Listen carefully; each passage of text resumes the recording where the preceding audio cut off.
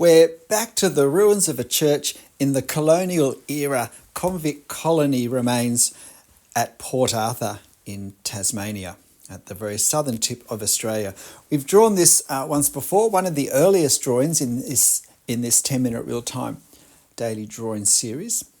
But this was a different view, and I thought it's such a great subject for this sort of quick 10-15 minute exercise, because we can really work on proportion and shape without worrying too much about detail, simply because there aren't too many details. But it does give us also a bit of practice on drawing the effect of stonework and drawing the effect of trees. Now again, I do the first 10 minutes in real-time drawing, which lets me draw the outline basically of the ruins. And then I add most of the stonework effect and the tree effect after in double time. So first we have these towers, and we have these hexagonal or octagonal they'd be, sides. Now, it's very tempting when we draw one just to draw the others the same.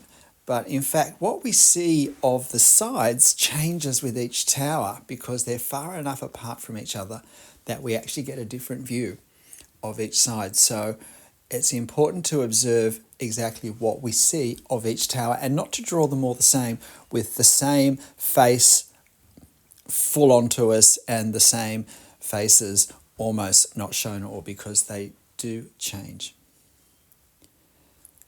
Now, didn't quite do that, the pointy bit on top of that tower tall enough, and because that's a reasonably important measuring point for the rest of the drawing, that's a bit of a shame. But it's probably not bad enough that it's going to have a huge impact to anyone except me. So, unusual for me, I've drawn the whole wall first, and now I'm putting the details into it, hoping that I get them right. Probably it would have been more common for my technique to have done the window next to the tower, then the door, then the other window, and then use that to position the door. I do have some marks on the paper to indicate where the corners of the photo reference are on my paper, and I must admit I used those to just work out how far the tower in was from the left-hand side of the photo. And now we get a face. That's not so obvious in the photo because of the effect of all the stonework. Now trying to work out this triangular section that sits on top. I've done the window first, and then I just try and place where I think the top of a triangle would be, if there were one, which of course there isn't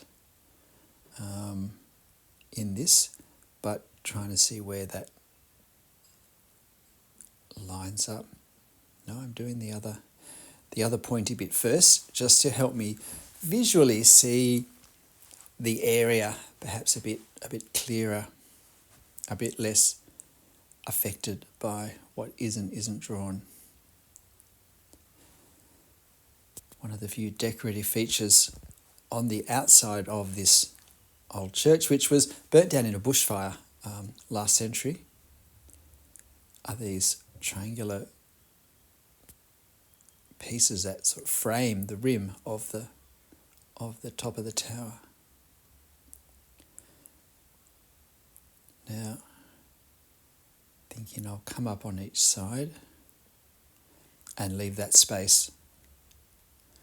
And I almost took this line down to the section below, down to that second horizontal banding around the tower, without thinking. I think I'd actually begun the line before I thought, no, that's the wrong point, and had to try and change it without making it look like it had a bend in it.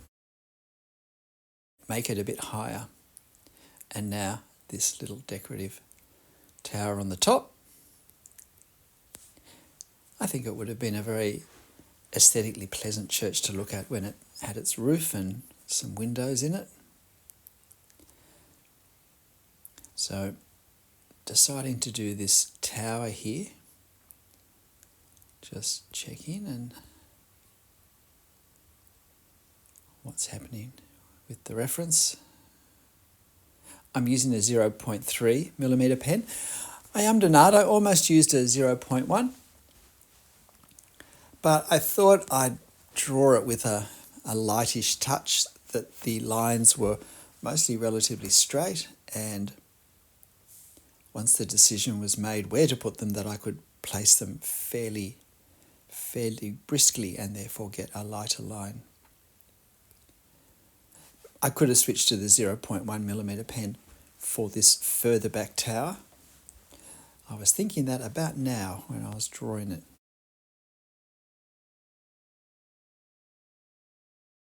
As I've mentioned in a few videos recently, one thing we need to consider when choosing pens is not just the size, the thickness of the nib, but how much ink is in the pen. How new is it? Because sometimes I can use a 0.3 millimeter pen that's coming to the end of its usefulness, the end of its ink supply, as a relatively lighter, thinner pen, because the lack of ink means that there's a lighter ink flow through the nib, creating the effect of a finer line.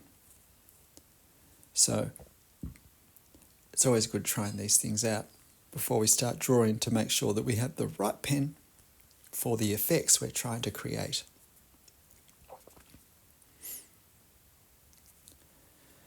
So here we have this tower almost done, just the fourth pinnacle. Is that what they're called? These little tower things, are they pinnacles? I need to get a book of proper names of architectural elements. So now I'm moving across to do this, well, I was going to say side section, but it's not really a side section. It's part of the rear entranceway. Again, it's really looking at proportions and sorting out relative heights to widths, and then making a commitment.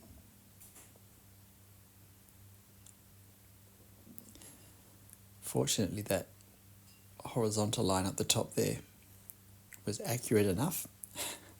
I hadn't taken it further. I had thought that that would be safely short, so I could just add to it the length I needed, but as it turned out, it was fortunately just right. Now establishing this tower here. With these hexagonal, octagonal towers, we want to try and get them looking right. We don't want them to be too fat, too squat looking.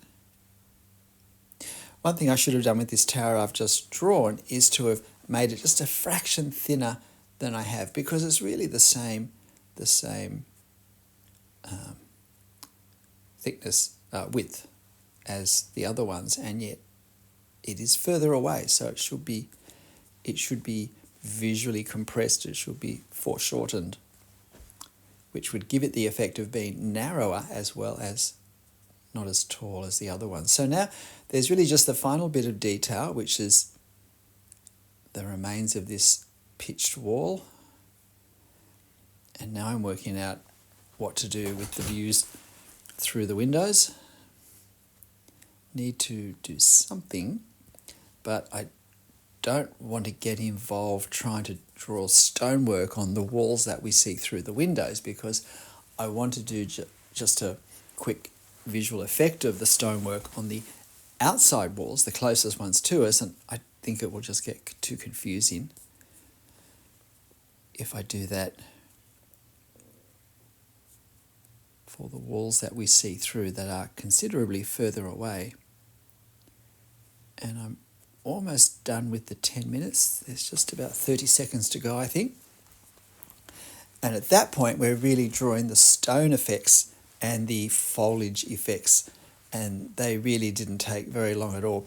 Now, one of the things I remember from the last time I drew this building when I was doing the stone effects was that when I did the the horizontal lines for my stone coursework, for the rows of stone, I had slightly too big a gap between them, which had the effect of the building being built in either larger blocks of stone or of being a smaller building than it really is, or a combination of the two.